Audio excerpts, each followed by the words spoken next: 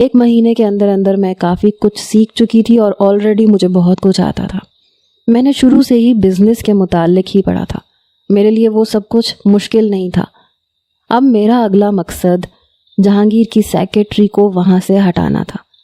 اس کے آفس میں بھی ایک لاکر بنایا گیا تھا جہاں پہ لاکھوں کی رقم ہوتی تھی، اور اس کے لاکر کے کوڈز اس کی سیکرٹری کو اچھی طرح سے پتہ تھے۔ ایک بار میں زارون کے آفس میں اس وقت گئی جب اس کی سیکرٹری وہاں موجود تھی اور شاید اسی سے بات کر رہی تھی۔ وہ اسے کہہ رہا تھا کہ 2 لاکھ کی رقم نکال کے میرے مینیجر کو دے دیں۔ وہ اس وقت کوڈ ملا رہی تھی۔ میں نے بڑی خاموشی سے وہ کوڈ نوٹ کیا۔ جیسے ہی وہ پیچھے پلٹی کہنے لگی، مس ہانیہ آپ یہاں کیا کر رہی ہیں؟ میں نے کہا میں یہ فائل دینے آئی تھی۔ کہنے لگی یہاں رکھیں اور جائیں یہاں سے۔ میں فوراً سے چلی گئی، لیکن چند روز بعد موقع دیکھ کے میں نے اس لاکر سے کوڈ ملا کے اچھی خاصی رقم نکال کے اپنے پرس میں رکھ لی، اور یہ کرنے سے پہلے میں آفس کے کمرے کی ساری لائٹس بند کر چکی تھی تاکہ کمرے میں لگا کیمرہ مجھے نہ دیکھ سکے۔ میں نے پیسے اپنے پرس میں ڈالے اور کمرے سے باہر نکل گئی۔ کچھ دیر بعد زارون کی سیکرٹری اندر گئی۔ کچھ گھنٹوں بعد جب زارون اندر گیا تو میں باہر اپنے کیبن میں بیٹھی لیپ ٹاپ پہ مصروف تھی۔ کچھ دیر بعد اس نے اپنی سیکرٹری کو بلایا اور بڑے غصے سے بلایا۔ وہ اپنا کیبن چھوڑ کے وہاں چلی گئی۔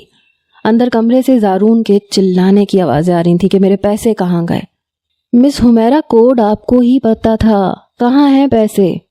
سب لوگ زارون کی آواز سن کے پریشان ہوئے۔ سب کی نظروں سے بچتے میں حمیرہ کے کیبن میں آ گئی اور اپنے پرس میں سے پیسے نکال کے اس کی دراز میں رکھ دیے اور واپس اپنی جگہ پہ آ کے بیٹھ گئی۔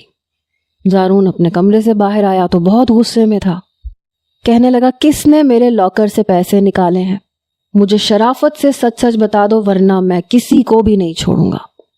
حمیرہ رو رہی تھی جب زارون نے اپنے ایک امپلائی سے کہا کہ وہ حمیرہ کے کیبن کی تلاشی لے۔ جیسے ہی اس کے کیبن کا دراز کھلا تو اس میں سے پیسے رکھے تھے۔ حمیرہ رونے لگی کہ اسے نہیں پتا کہ یہ پیسے اس کے دراز میں کیسے آئے، مگر زارون نے اسے کھڑے کھڑے نوکری سے نکال دیا۔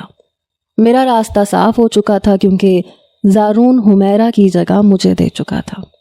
اب اس کا ہر کام میں کرتی تھی، اس کے ساتھ میٹنگ پہ بھی میں جاتی تھی، اور ہمارے بیچ بے تکلفی بڑھنے لگی، اور وجہ میں تھی۔